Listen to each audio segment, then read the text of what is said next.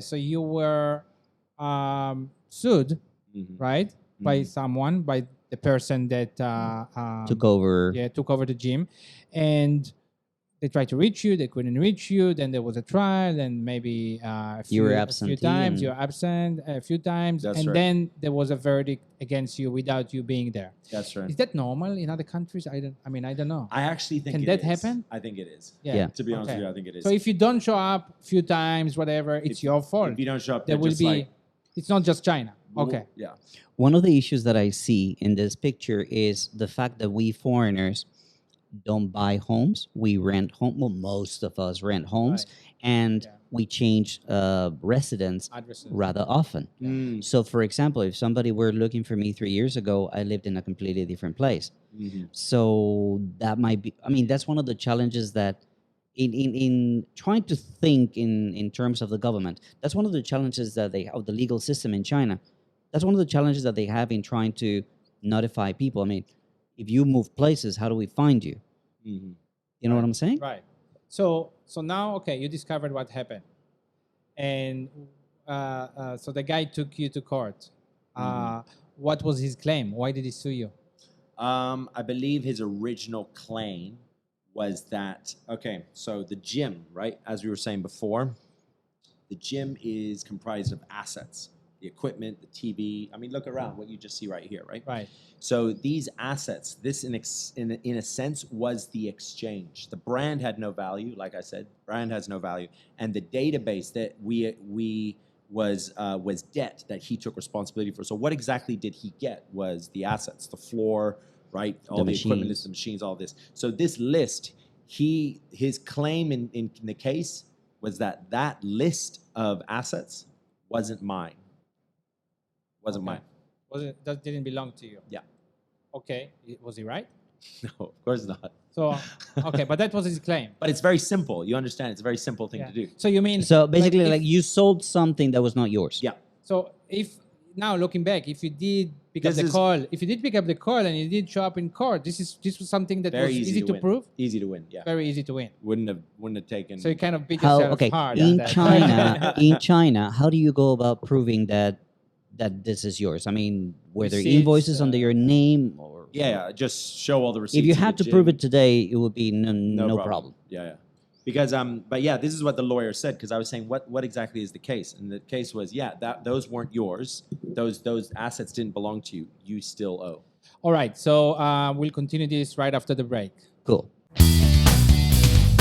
Right, and we're back after this short break to continue talking about, well, your case of being stuck here in China. Well, what I want to know is where is the case right now and what's happening? Because there's one reason why we came down here, because there's something pressing, something that's about to happen. So could you tell us about where the case is right now and what are you waiting for? Yeah, I've the story of this case, how I addressed it, and all of the things I learned and that I advise people to do right now. It's a very long story, but where I'm at right now, I don't talk about that much. There's lots of other business that I'm doing, lots of other things I'm involved with, and I carry on. I still hustle. I still work, and I'm not gonna, every time I post something on social media, be all doom and gloom. I still, look on the bright side and promote myself as someone that, is as some sort of inspiration. Yeah, actually, I told you before. I saw a video of you talking about the case and then saying, "I still want to stay in China. I like it here and everything." Yeah. How does it?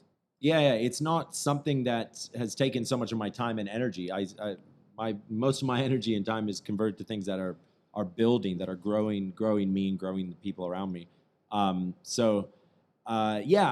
I believe this week I'm going to get a decision that will, if it's not the decision I want, the life goes on, the world keeps spinning. My problems are never going to be as big as someone else's problems. I still have to wake up every morning and do what I can.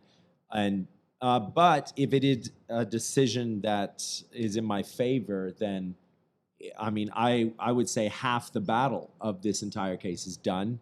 It's a massive win for me, for other expats in China, and for, more importantly, the China system, the China legal system, which again, I haven't said is unfair or anything. There is a process. It's a lot of waiting. So there is Extreme amount of waiting. you don't feel any bias against you, like you're never going to win this because you're a foreigner? No, I mean, I know a lot of times when expats haven't come out well in this situation, but then again, I know a lot of expats have done extremely well in the court system. Look, the first time I heard about this case was when I watched Winston Serpenta make a video about you, and my first reaction was, I've been in legal cases and I've won. So what they were saying is like, oh, there's no rule of law in China. I'm like, my initial reaction was, that's not true. So how do you feel about people who say stuff like that, like there's no rule of law in China?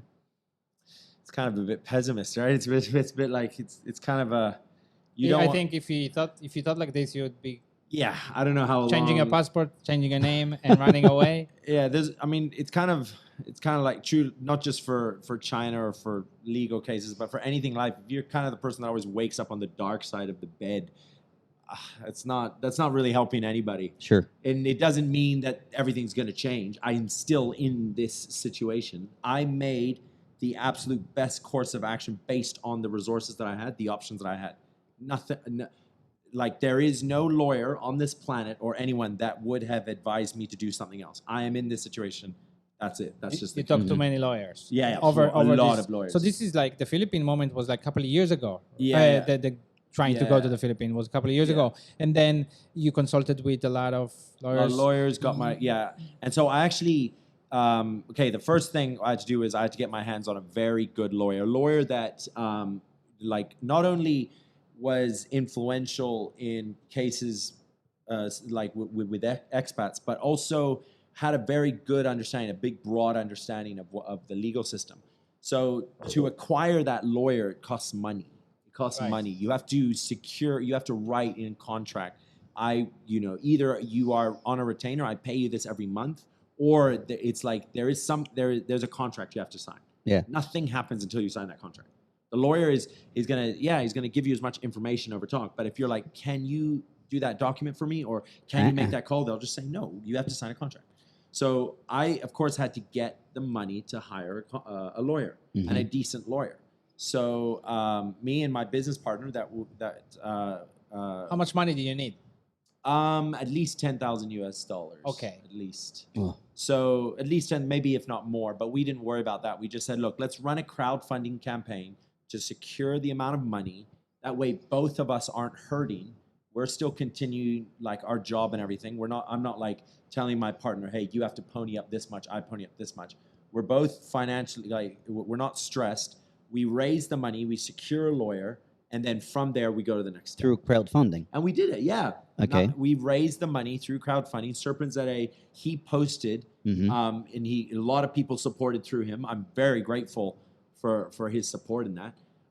But it's like a lot. That we secured the money. Then she went to work, and the deal was leave the money in the fund. If the outcome is good, I'll take the money. So the money's sitting there, it's waiting. So wait. First of all, you say your partner. So your partners originally from the gym. They, even though their name wasn't there, they acknowledged that they're in this. One partner did. Okay. The other partner just ran off.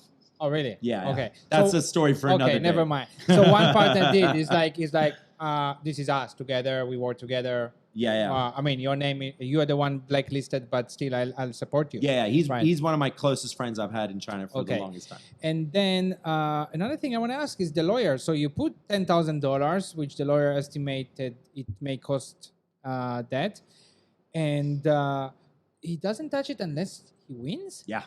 That's how it works here.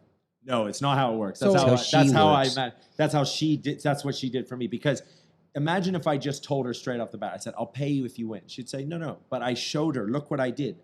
For the last I studied crowdfunding for 2 months. Because I actually did try it. I actually tried it. It didn't work. Wow. So me and my partner came back and we said, we have to learn this. So I learned all of it. Did it again. It worked. And I showed her everything. And I said, look, the money's there. And she said, okay. Like I don't think any lawyer would just do it if you said that. Like, I promise to pay you. You know what I mean? But she's nice, and she's actually the wife of a very good friend of But mine. usually lawyers would want some money in advance. Absolutely, It's in retainer, advance. Yeah. right? Yeah. Okay. So obviously she has access to that. So if you win, she's gonna take that. Yeah, yeah. And I guess she's confident. Yeah.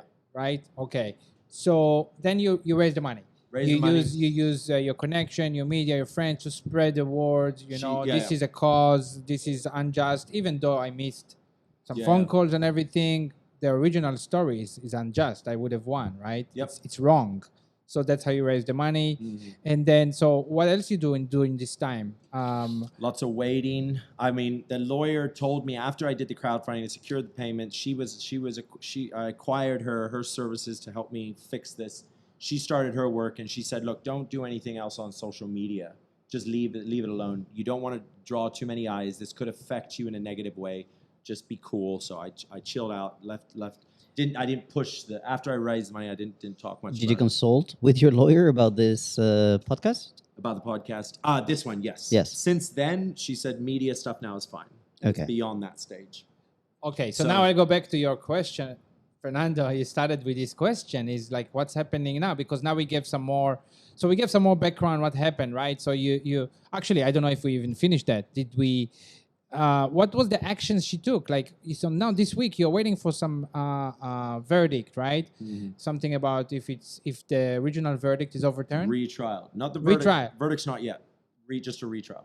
So for a new retrial. Just okay. New open trial. the case back up. Let's do it again. Okay, so if this is happening, then you just go to court this time. Yeah. Well, that's even later as well. So first, if there's a retrial, the old verdict's terminated. Then we get a court date. We all go. We present.